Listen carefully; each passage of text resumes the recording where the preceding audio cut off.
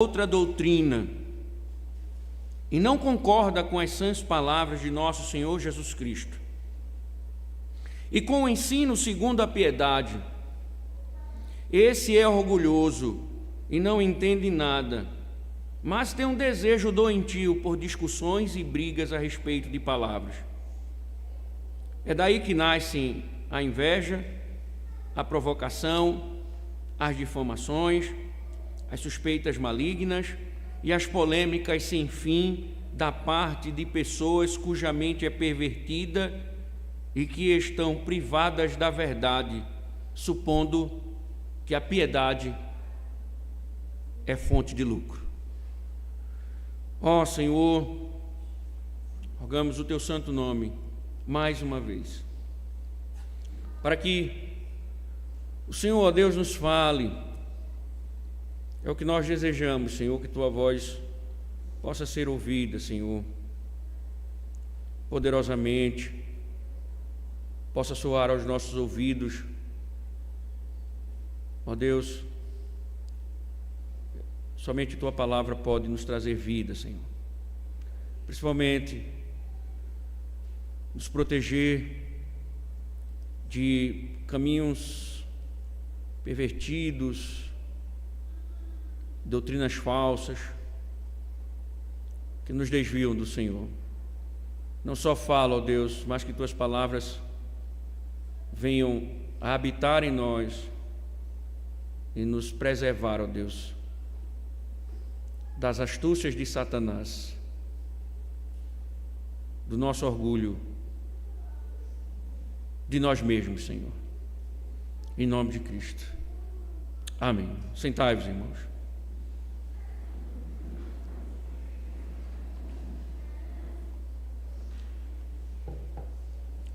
Depois de uma série de instruções sobre diversos grupos da igreja, Paulo está agora a retornar e a tratar sobre o tema específico de sua epístola a Timóteo: os falsos mestres. Quando nós falamos que Paulo está retornando, você deve lembrar bem, imagino, que eles ganham a atenção de Paulo desde o início da carta, e Paulo termina a carta novamente tocando sobre os falsos mestres. No primeiro capítulo, por exemplo, ficou claro que Timóteo ele estava sendo designado para combatê-los.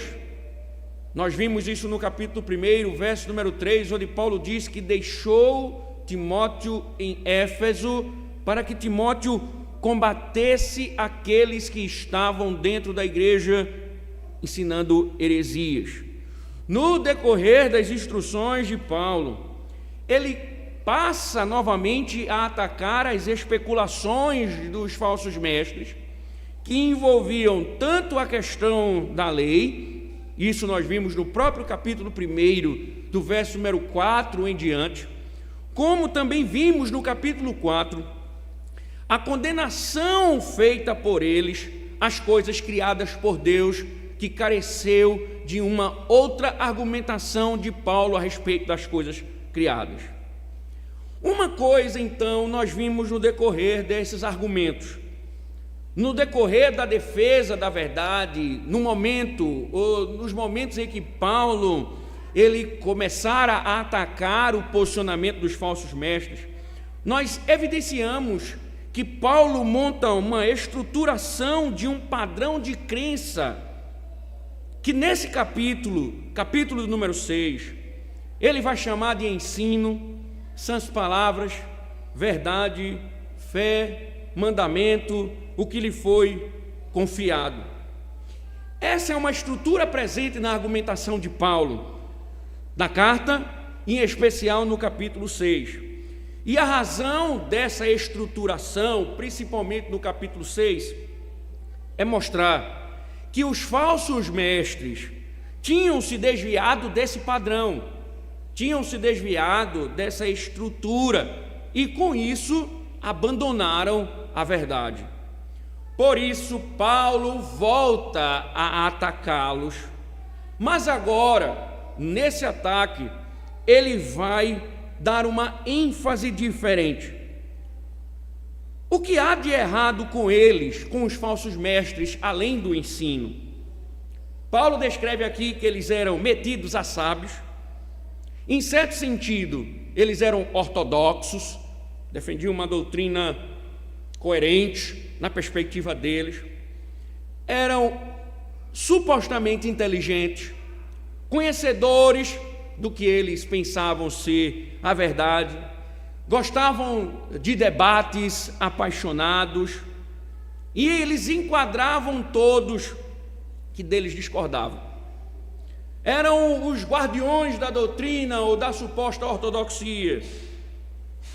Por outro lado, o veredito paulino segue numa direção contrária. Além de colocar o dedo novamente na causa do desvio deles, Paulo diagnostica que eles eram orgulhosos, briguentos, difamadores, polêmicos e o pior, quando pensavam ser conhecedores, Paulo diz que eles estavam sendo privados da verdade, inclusive transformando o evangelho em fonte de lucro.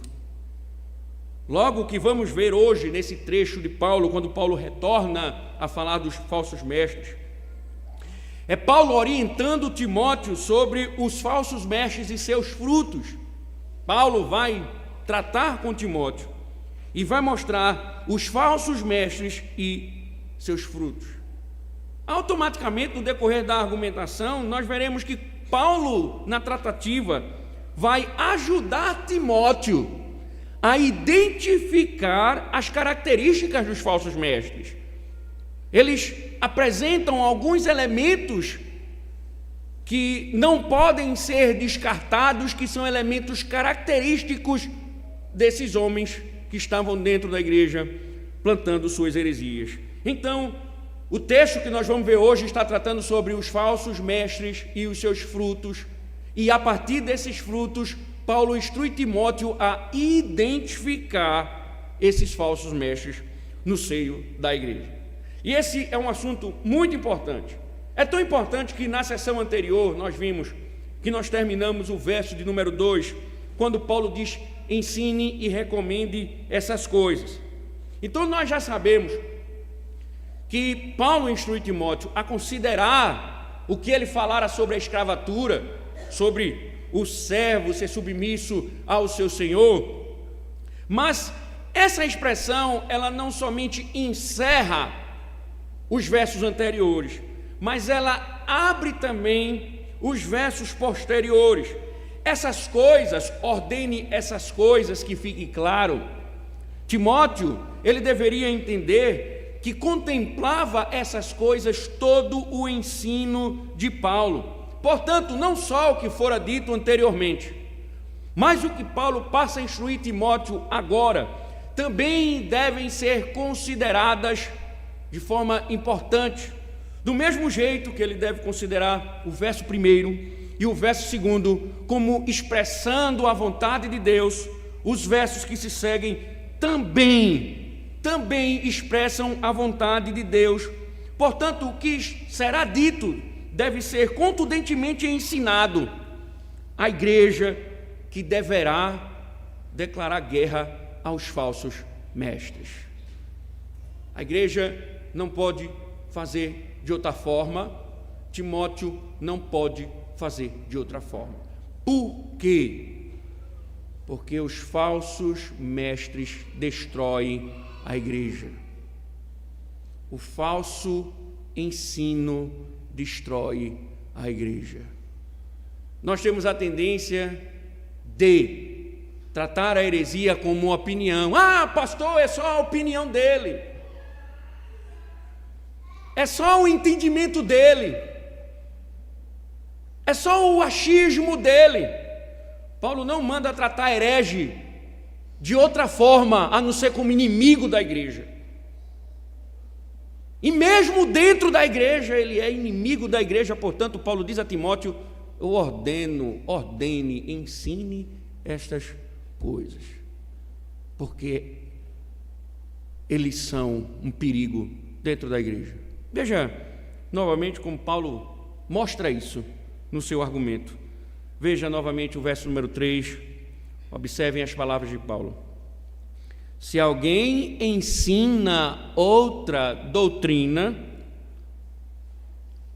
e não concorda com as sãs palavras de nosso Senhor Jesus Cristo e com o ensino segundo a piedade. Veja que Paulo ele começa a sua tratativa com os falsos mestres, colocando o dedo na ferida, colocando o dedo naquilo que ele considera ser a causa radical do desvio dos falsos mestres. Então, irmãos, por que Paulo começa dessa forma? Se alguém ensina outra doutrina. Nós destacamos inicialmente que Paulo, na estrutura do seu argumento, no decorrer de sua carta, ele estabelece um padrão de crença cristã. Paulo, quando começa a argumentar contra os falsos mestres, o seu argumento paulatinamente desenvolvido estrutura uma rede que nós chamamos de crença cristã. Só aqui, como nós vimos nesse capítulo, temos inúmeros termos que fazem jus ao que estamos dizendo. Se você for no capítulo 1, abra aí rapidinho, sem desmarcar o capítulo 6, observe como essa estrutura ela fica evidente não só na abertura, como no encerramento da estrutura da carta de Paulo. Observe que Paulo diz no verso de número 3 do capítulo 1, observem, quando eu estava de viagem rumo à Macedônia, pedi a você que ainda permanecesse em Éfeso, para demonstrar certas pessoas, a fim de que não ensinem outra doutrina. Se você andar um pouquinho, voltar lá para o capítulo número 6, você vai ver no verso 3, como nós já vimos, Paulo diz: se alguém ensina outra doutrina e não concorda com as sãs palavras. Se você andar mais um pouquinho no verso número 5, você vai ver mais uma vez esse elemento e as polêmicas sem fim da parte de pessoas cuja mente é pervertida e que estão privadas da verdade. Se você andar mais um pouco no verso de número 10, você vai ver o mesmo princípio, mais um tijolo dessa estrutura, porque o amor ao dinheiro é a raiz de todos os males. E alguns,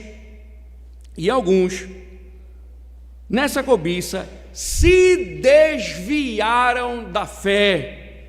Veja, fé aqui é sinônimo de doutrina. Se desviaram da fé é o mesmo que se desviaram da verdade e atormentaram a si mesmo com muitas dores. No verso de número 12, mais uma vez um tijolo dentro dessa estrutura: combata o bom combate da fé, tome posse da vida eterna, para a qual você também foi chamado, a boa, e da qual fez a boa confissão diante de muitas testemunhas. Veja, combata o bom combate da fé. Ande mais um pouquinho, verso de número 14, a mesma estrutura: aguardar este mandamento imaculado, irrepreensível, até a manifestação de nosso Senhor Jesus Cristo. Ande mais um pouquinho, no verso número 20, o conselho final de Paulo: e você, ó Timóteo, guarde o que lhe foi confiado. Observe, irmãos, que todos esses termos estruturados só aqui no capítulo 6 apontam para um único ponto: o Evangelho.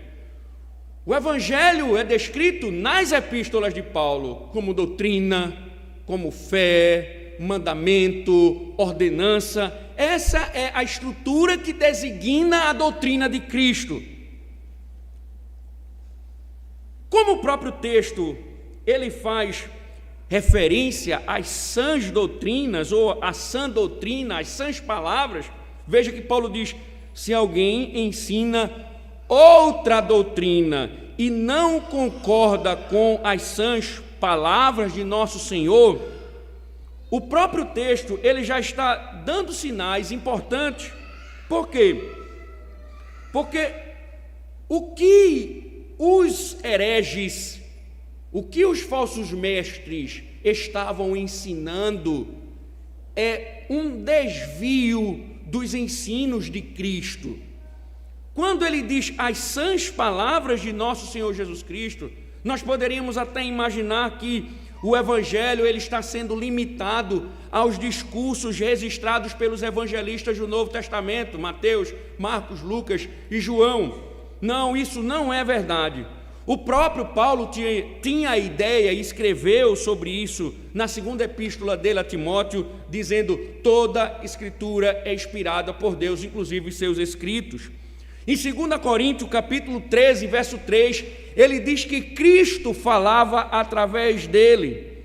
Então, quando nós pensamos no Evangelho, nas doutrinas de Cristo, os termos usados por Paulo enfatizam toda a vontade de Deus revelada por meio dos profetas, evangelistas e apóstolos. Qual é a questão, então, denunciada por Paulo? Qual é o ponto que Paulo está, nesse verso 3, denunciando logo de cara? Os falsos mestres romperam com essa estrutura, pois abraçaram outras doutrinas. Eles romperam com essa verdade, eles romperam com o evangelho e eles abraçaram uma nova doutrina. O verbo usado por Paulo no grego, heterodidaskaleo, o seu prefixo hétero significa outro, diferente, hétero, outro, didaskaleo, ensino, é um ensino outro, um ensino diferente. Isso não significa dizer que Paulo está afirmando existir um evangelho que é tão verdade quanto o evangelho que ele prega. Pelo contrário, o verbo usado por Paulo, ele traz o sentido de que é uma nova doutrina, é um ensino falso, e o próprio texto, ele está dando evidência disso. Observe que os detalhes textuais, eles evidenciam um erro doutrinário. Observe que Paulo já diz: se alguém ensina outra doutrina e não concorda com as sãs palavras, não concorda com as sãs palavras. O verbo concordar conota uma rejeição, alguém que ensina algo em oposição. William Hendrickson, comentarista no Novo Testamento, diz que o verbo usado no original, ele tem aqui um sentido que não está longe do seu sentido primário: chegar, aproximar-se. Ou seja, eles não concordam, o que eles ensinam não se aproxima do Evangelho, não concorda com o Evangelho, não é endossado pelo Evangelho. Isto é, a outra doutrina é aquilo que está longe do Evangelho. São uma clara rejeição dos evangelhos, daquilo que o Senhor chama de sãs palavras.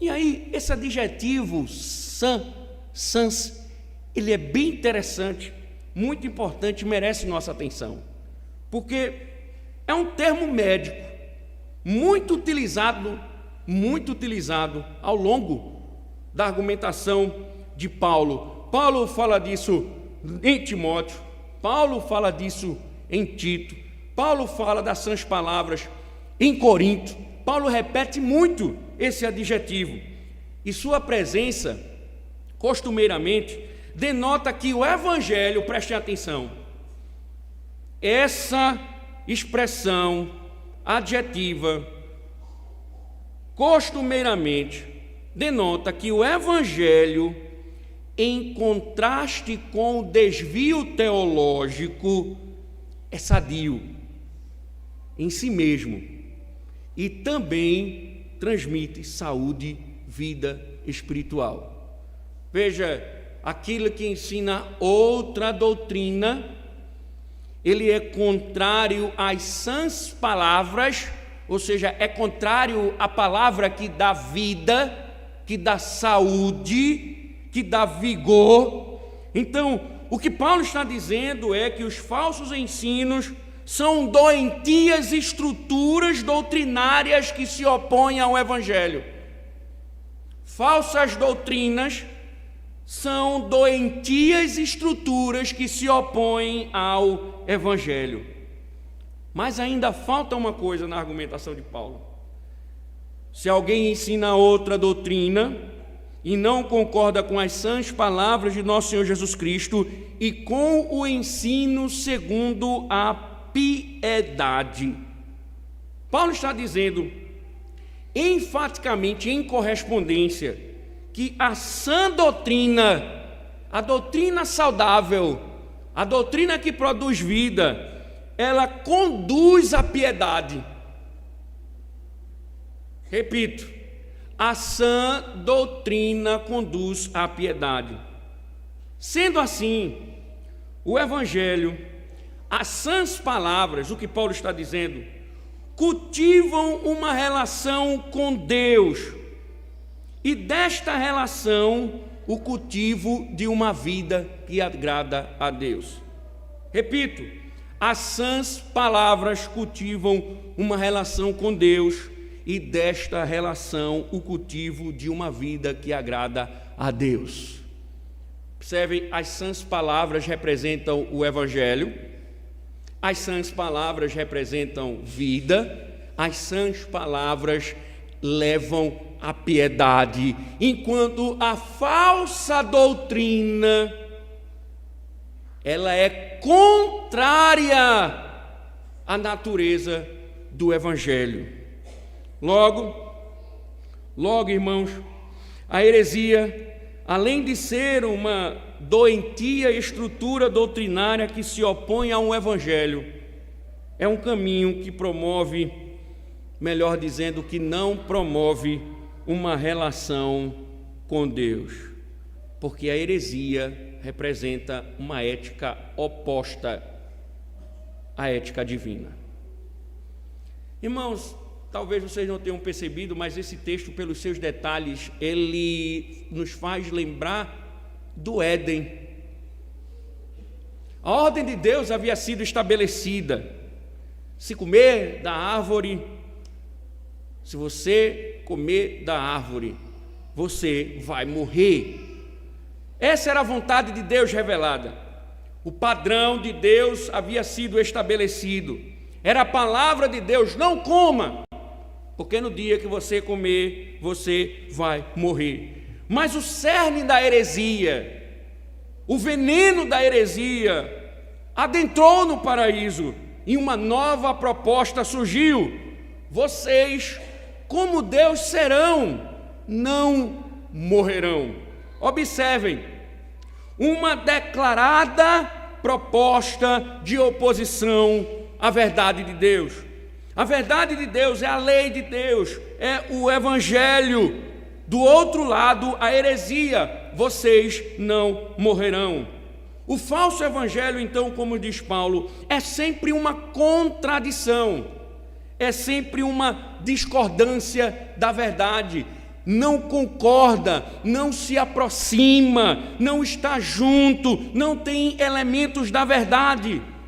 Então, deixa eu te dizer uma coisa: não importa o que você pensa, as experiências que você tem, os pregadores de estimação que você segue, qualquer distorção da verdade é outro evangelho.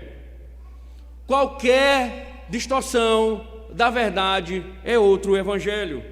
Então lembre-se, se você gosta de emprestar os seus ouvidos a todo tipo de pregador, se você gosta de ouvir todo tipo de coisa, se você gosta de seguir todo tipo de pastor, se você acha que só o fato dele se denominar pastor, você acha que ele é digno de seus ouvidos, cuidado, porque você pode estar ouvindo a verdade ou o erro. Você pode estar ouvindo a verdade ou a mentira. Você pode estar ouvindo o evangelho ou o falso evangelho. E aí o que Paulo vem mostrando é que ou você está em direção à verdade, ou você está contrário à verdade. Portanto, irmãos, cuidado com essa ligeira sedução de emprestar os ouvidos a todo tipo de ensino, pois você pode estar caminhando rumo à apostasia. O próprio Paulo alertou a igreja sobre isso. Volte os seus olhos para o capítulo 4, lembrando as palavras de Paulo a Timóteo sobre o que estava acontecendo no seio da igreja.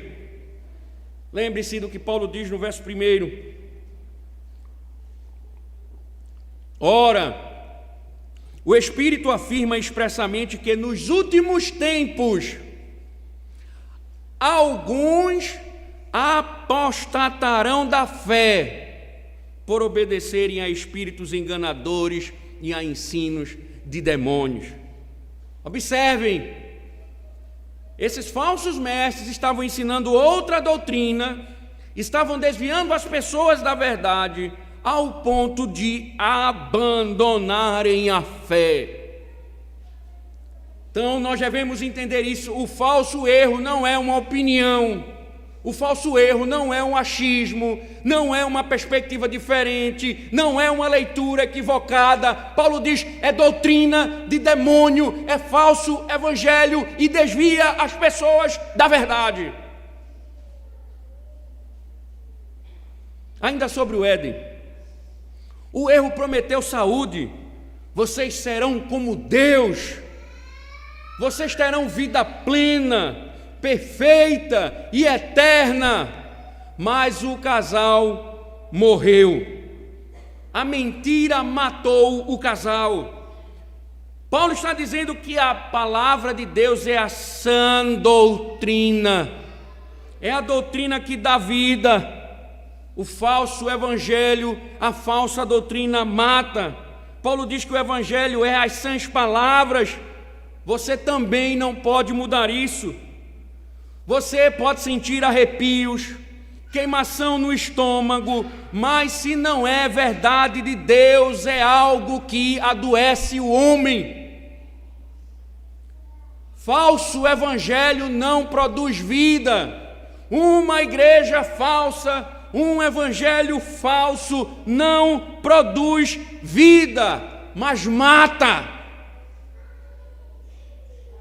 Pois, irmãos, quem pode ter vida fora da verdade? Quem poderá viver fora da verdade? As doces palavras da falsa doutrina são encantamentos de morte. O evangelho é a sã doutrina, o falso ensino é o envenenamento de Satanás. Talvez você esteja aprisionado aos encantos da serpente. Talvez você tenha ou esteja emprestando seus ouvidos a todo tipo de ensino e não tenha nem notado que você já está fedendo a morte. Quantos não estão mortos na igreja porque não estão mais ouvindo a voz de Deus? Quantos não estão cadavéricos na igreja porque não mais escutam a voz de Deus? Estão na igreja dominicalmente, alguns quando querem, óbvio. Estou falando tanto dos turistas como os frequentes. E não percebem muitas vezes que estão se deparando com a verdade e essas verdades produzem vida. As sãs palavras produzem vida, doutrina produz vida, evangelho produz vida. Ouvir doutrina, ouvir pregação, ouvir, aprender a palavra de Deus é receber a produção de vida. Mas quantos talvez não estão na igreja por questões rotineiras, por hábitos, não é essência no coração, porque estão mortos, não se escuta mais a voz de Deus. Por isso que tanta facilidade em ouvir o falso ensino. Nós estamos falando de uma igreja, irmãos, que foi plantada por Paulo, recebeu uma epístola de Paulo, a igreja de Éfeso, muito bem doutrinada, mas estava dando espaço aos hereges, ouvindo as heresias, se desviando da verdade. E essa é a condição de muitos que pensavam que estavam ouvindo a verdade, estavam mortos. Quantos, ainda que vivos entre os homens, estão cadavéricos diante dos céus? E é interessante, irmãos, porque talvez isso tenha acontecido com você quando você começou a ouvir os conselhos da falsa doutrina, conselhos mais equilibrados, por exemplo, sobre o dia do Senhor. Por que 2 cultos? Que radicalismo! Eu tenho que estar no domingo toda vez, todos os domingos eu tenho que estar na igreja. Isso é muito radicalismo. Aí você tem um evangelho paralelo que diz: não se preocupe, você pode fazer o que você quiser.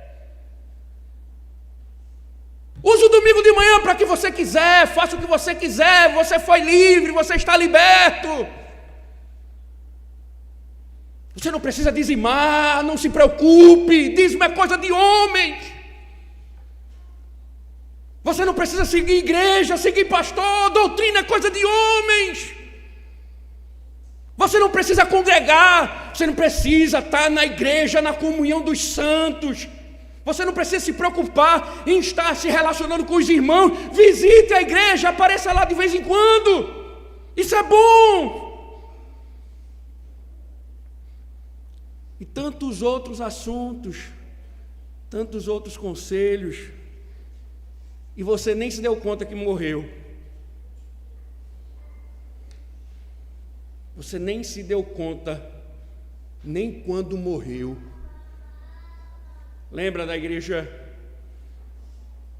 Apocalipse, quando o Senhor escreve e diz: tens fama de que vives, mas estás morta. Estão dizendo por aí: você é fervoroso, você é um cristão, mas o diagnóstico do Senhor foi: você está morta.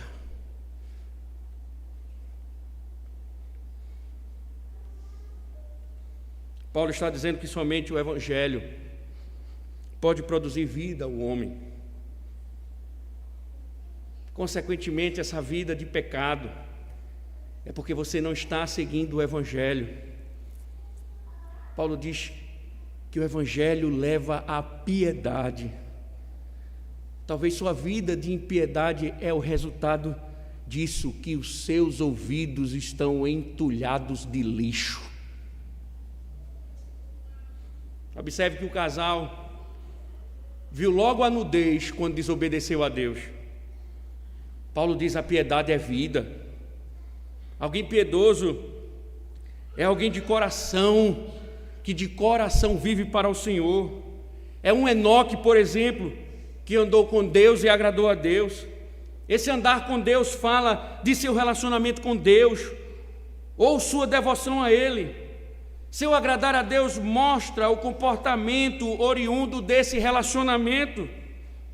E é impossível edificar um padrão de comportamento cristão sem o alicerce da devoção a Deus. O exercício da piedade, ele só é possível através das sãs palavras. O cultivo de uma relação com Deus só é possível da relação de um cultivo de uma vida que agrada a Deus por meio do Evangelho. Heresia não produz vida, ética cristã. Heresia não produz ética cristã, produz religiosidade, mas não produz corações devotos. Falso evangelho não produz servos. Na verdade, o que Paulo está dizendo e vai dizer é que produz doentes religiosos, sedentos por remédios que paulatinamente escondem a genuína condição da alma deles. Por isso há tanto crente na igreja que parece com o mundo. Está todo domingo na igreja, mas é igual ao mundo. A única diferença é que ele visita a igreja no domingo, enquanto o mundo continua seguindo religiosamente seus ídolos. Agora imagine, irmãos, como isso pode ser bem pior. Pense numa igreja abarrotada de pessoas dominicalmente. Música gospel, balada gospel, animação, palmas para Jesus, dança para lá, dança para cá, enfim, encontros com Jesus. Um cardápio completo de atrações à moda do cliente para servir o público. Aí imagine, todo domingo sobe um falso mestre. Ele começa a massagear o ego, determinando sobre os outros, determinando bênçãos e mais bênçãos, cheio de simpatia, sorridente, amigo, cativador, encantador. As pessoas saem anestesiadas, alegres, mas tão alegres que começam a convidar outros, dizendo: venham desfrutar do que eu venho desfrutando. O pastor é uma bênção, é uma palavra abençoadora, é tão maravilhoso ouvi-los. Venha experimentar desse momento. Olha, eu tenho um encontro de casais maravilhoso para você participar, para você se envolver com a igreja. Venha, eu tenho um encontro de jovens, venha. E ela começa a atrair. Paulo está dizendo que essa é uma igreja em oposição ao evangelho, com pessoas infectadas com um poder de transmissão incrível, porque a heresia é uma doença. Um falso mestre é alguém doente, pervertido, infectando outros. Quando você olha para os membros dessas igrejas, o que é que você vê? Continuam vivendo da mesma forma, vivendo nos mesmos pecados, vivendo na mesma imoralidade. Sabe por quê? Falsa doutrina não produz ética cristã. Falsa doutrina não produz santos. Falsa doutrina não produz justificados. Falsa doutrina não regenera. Um falso pastor, quando ele sobe no púlpito, a boca dele é morte. Um falso pastor, quando ele sobe ao púlpito, o que ele proclama é o túmulo. Mas assim também uma igreja envolvida na heresia, uma igreja que vive a partir dos falsos ensinos, é um cemitério de almas, onde não se prega o evangelho. Nessas igrejas distantes do evangelho, almas são abatidas e descem às sepulturas sorrindo, porque não sabem que estão mortas. Todo culto dominical onde tem falso ensino não é um culto, mas uma cerimônia fúnebre.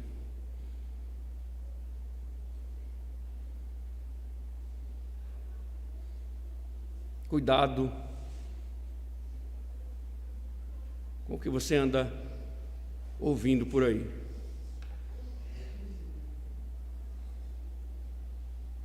Sã doutrina é o evangelho, produz vida e leva a piedade. Falsa doutrina discorda da verdade é doente e não produz ética cristã. Mas aí Paulo vai orientar Timóteo e dizer: olha, eu vou dar o diagnóstico preciso, vou apresentar os frutos dele, porque a premissa de Cristo prevalece. Jesus disse lá em Mateus capítulo 7, nós vimos em João capítulo 3, pelos frutos os conhecereis.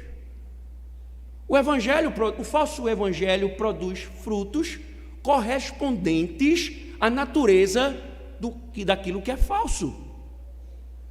O genuíno evangelho, ele produz frutos correspondentes à natureza dele. Então, aquilo que é falso vai produzir frutos correspondentes. Aquilo que é verdadeiro vai produzir frutos correspondentes. E a partir desses frutos, Paulo vai orientar Timóteo e diagnosticar os falsos mestres. Veja o verso número 4 e 5. Observem o que Paulo diz. Vou ler do 3 para vocês pegarem o fio da meada, como dizem. Se alguém ensina outra doutrina e não concorda com as sãs palavras de nosso Senhor Jesus Cristo e com o ensino segundo a piedade, olha o diagnóstico e olha os frutos. Esse é orgulhoso e não entende nada, mas tem um desejo doentio por discussões e brigas a respeito de palavras. É daí que nascem a inveja, a provocação, as difamações, as suspeitas malignas e as polêmicas sem fim da parte de pessoas cuja mente é pervertida e que estão privadas da verdade, supondo que a piedade é fonte de lucro. Pessoa que rejeita a sã doutrina, irmãos, para defender suas ideias, Paulo dá o diagnóstico. Porque você observa que o falso mestre, ele é metido a intelectual. É como se ele tivesse uma verdade que ninguém tem. É como se ele fosse alguém divinamente inspirado acima dos outros. Sabe quando você tem a história da igreja, as tradições da igreja, os documentos da igreja, os símbolos de fé da igreja, aí chega alguém e diz: não, nós temos uma iluminação melhor, temos outros caminhos. E veja a essência do falso evangelho. Paulo diz: ele é orgulhoso. Ponto. Longe de ser alguém inteligente, intelectual, amável, porque observem, todo falso mestre, ele é adocicado. Todo falso mestre, ele é atrativo, porque normalmente, eles são agradáveis por aquilo que eles dizem. Nós estamos lendo Jeremias aqui dominicalmente. Qual era a questão, a natureza dos falsos profetas? Jeremias dizia: Deus vai castigar vocês. Levantava o falso profeta e dizia: mentira, nós somos povo de Deus, Ele nos tirou do Egito, Ele vai nos matar? Não vai. Jeremias é falso. Jeremias foi preso e os falsos profetas circulavam com tranquilidade. O falso ensino, ele é atrativo porque ele traz verdades, como o próprio Paulo vai dizer na segunda epístola, que são coisas que as pessoas procuram ouvir. Paulo está dizendo que a verdadeira natureza deles é orgulho. Eles são orgulhosos. Longe de entendimento superior, longe de um entendimento religioso e teológico, Paulo ainda diz: eles não entendem nada. eles são orgulhosos, mas eles não entendem nada. O puritano Matthew Henry chega a dizer que, normalmente, as pessoas mais soberbas são as que menos conhecem. Repito, Matthew Henry chega a dizer, normalmente, as pessoas mais soberbas são as que menos conhecem. Porque, com todo o seu conhecimento, elas não conhecem a si mesmas. Elas conhecem tanto, mas não conseguem conhecer o erro que eles estão promovendo.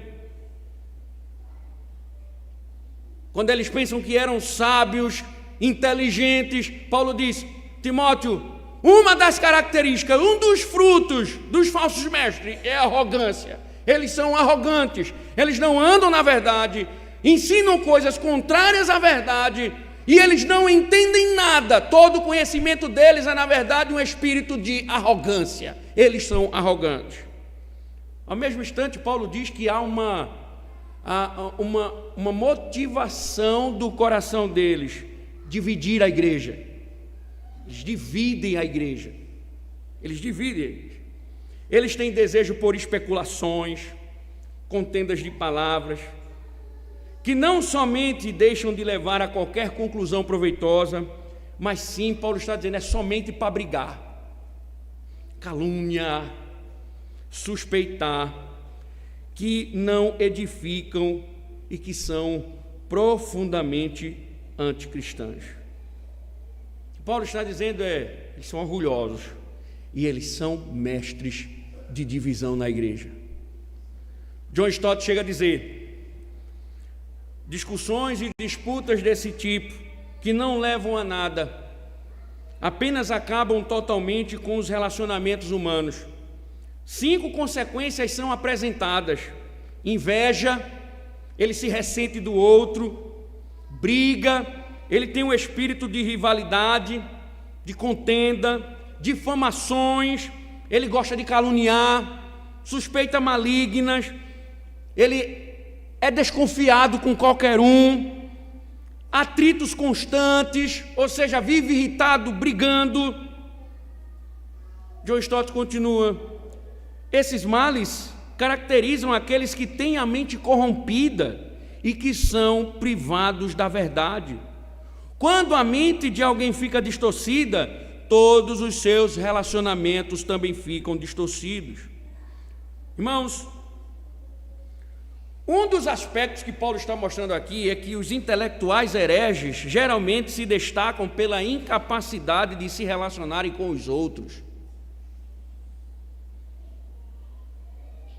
Paulo está mostrando que eles estavam orgulhosos e dividindo a igreja, rachando a igreja em nome do conhecimento. Mas observe, irmãos, eles não entendem nada disso. Essa é a perspectiva de Deus para o que está acontecendo. Você observa então, irmãos, que em muitas igrejas, gostam de uma boa briga teológica. Lógico que Paulo não está aqui falando da verdade.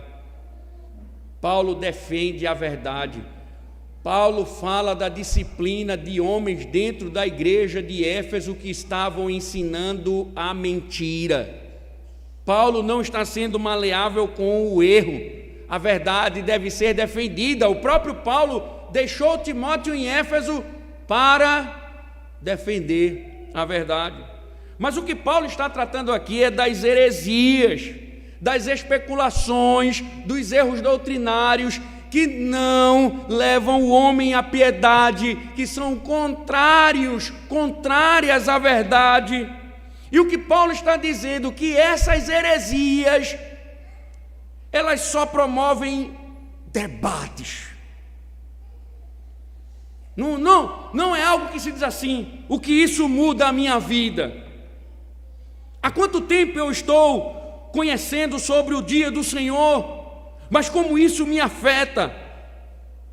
O que Paulo está dizendo é que se apegam às minúcias, aos erros, liga-se a motosserra e a carnificina está feita. É briga por todos os lados, é só ringue teológico, ninguém está preocupado com a verdade, mas com o pódio do conhecimento. É só para dividir a igreja, rachar a igreja. Paulo diz, essa é uma das características também dos falsos mestres, dividir o rebanho. Talvez você esteja aqui hoje e só porque assistiu às novelas da Record, você gosta disso? Dado com a quebra do segundo mandamento, com o terceiro mandamento. Leu algumas revistinhas teológicas, comprou alguns livrinhos, está lendo um pouquinho, aí já sabe demais. Já sabe demais. Já criou o seu grupo de intelectuais. Irmão fulano, irmã ciclana, irmã Beltrana, irmão Beltrano. Esses sim, são os que leem, que estudam.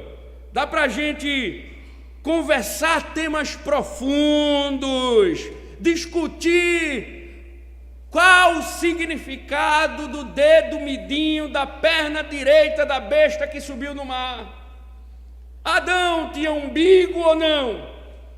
Quantos anjos cabem numa ponta de uma agulha? Vamos discutir, porque isso são debates filosóficos de extrema necessidade. E aí os núcleos começam a ser formados, e aí a igreja começa a ser dividida. Eu sei mais, eu sei demais, estou lendo demais, conheço demais. Paulo está dizendo, isso é característico de falsos mestres. Porque não é um conhecimento que atrela os outros, é que divide a igreja. Não é um conhecimento que atrai os outros a Cristo, mas que racha a igreja. Não é um conhecimento que cola com a comunhão, mas que distorce a comunhão. Paulo está dizendo, isso é uma característica de um falso mestre. O peito inchado, macrocefalia, um crânio do tamanho de uma bola de basquete.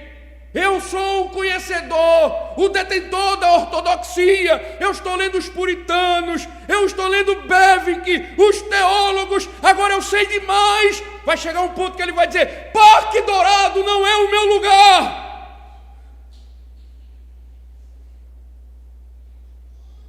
Eu preciso de uma outra igreja onde tem intelectuais do meu nível.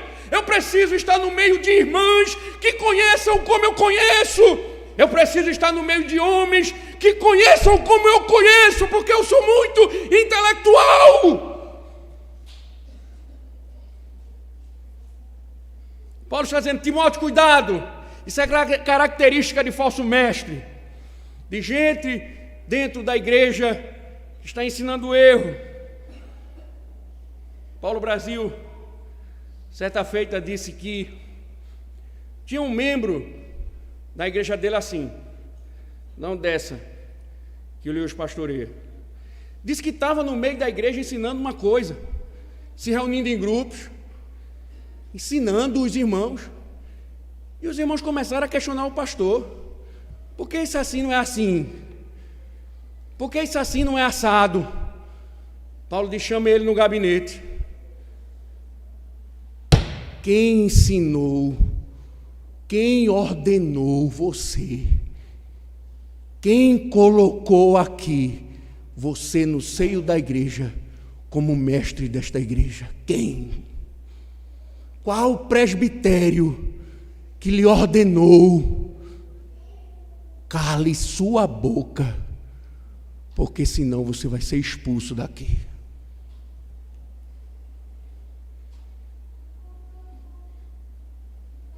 Conheço indivíduos, conheço, que não congregam em lugar nenhum, porque não tem uma igreja bíblica nesse mundo. Foi para a igreja presbiteriana, saiu da igreja presbiteriana, foi para uma igreja presbiteriana de outra denominação, depois foi para uma batista, foi pastoreado por Paulo, mas hoje não está em nenhuma igreja, porque não existe nenhuma igreja bíblica. Não existe nenhum pastor fiel, porque ele sabe demais. Paulo diz: é só contenda, Timóteo, está dividindo a igreja. Isso é característica do falso ensino. Por quê? Porque a divisão, ela é uma doença. A divisão é do diabo. As sãs palavras não dividem, elas unem. Seja girafa ou ovelha, todos vivem na comunhão dos santos.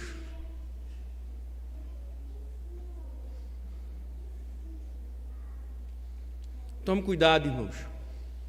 Tomemos cuidado. Primeiro com Deus,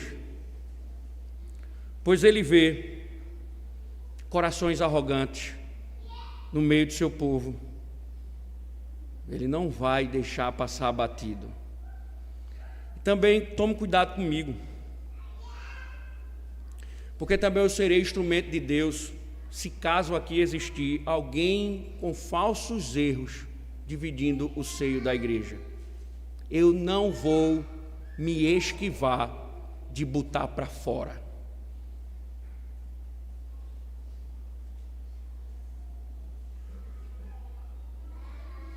Porque o falso erro mata e divide. Tal conduta e seus amargos frutos são marcas de homens depravados na mente e privados da verdade. Veja que interessante, irmãos. Prestem atenção. O falso mestre, quando pensa que sabe, ele está sendo privado da verdade. Alguém que vive com briga, discussões, dividindo a igreja por causa de teologia. Paulo está dizendo, na verdade, Timóteo, presta atenção, é porque eles foram privados da verdade. Eles não estão na verdade. Eles não estão andando na verdade. Eles estão tão preocupados consigo mesmos que eles não conseguem pensar no erro, no desvio da verdade. Eles estão desviados da verdade. Quando pensam em defender a verdade, Paulo está dizendo, eles estão desviados da verdade. Com isso, Paulo não está dizendo que eles perderam a capacidade de aprender, mas que eles estão cegos. Veja a natureza da heresia, a falsa doutrina, é contrária ao evangelho, adoece e não produz uma ética cristã. Os frutos dos falsos mestres, a arrogância, divisão na igreja e cegueira espiritual. Mas Paulo termina com o quarto. Paulo diz que eles transformam a piedade em elemento de lucro. A fonte, eles objetivam lucrar com o evangelho. Veja, irmãos, que currículo diabólico. Paulo está denunciando as motivações desses falsos mestres. O falso mestre, ele não está preocupado com a alma de ninguém. Sua alma que se dane. Sua alma é que se dane. Ele pouco está se lixando que você vai para o inferno ou vai para o céu. Ele está querendo é lucrar com sua vida. lucrar com alguma coisa. Ah, você está pagando o dízimo, que bom, isso é o que importa. Ah, você está comprando os cursos dele na internet, que bom, isso é o que importa. Ele não está preocupado com a verdade, ele usa a piedade como fonte de lucro. Os arrogantes, os divisores, os cegos, tendem, de alguma forma, a lucrar com o rebanho.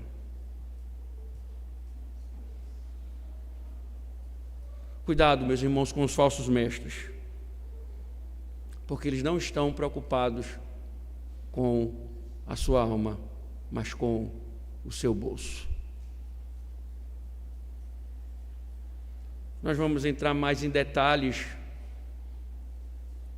nesse tema, porque Paulo vai trabalhar a questão das riquezas no decorrer dos próximos versos. Bom, irmãos, só nos resta finalizar observando que as palavras do nosso Senhor Jesus Cristo são palavras sãs. Elas são as mais adequadas para impedir ou curar as feridas da igreja, bem como para curar uma consciência machucada, curar os desafetos, as intrigas, as brigas. Somente a doutrina de Cristo pode promover a comunhão dos santos. As palavras de Cristo são as melhores para impedir a ruptura na igreja. Somente ela pode dar vida, somente ela pode trazer comunhão, somente ela pode promover uma ética cristã.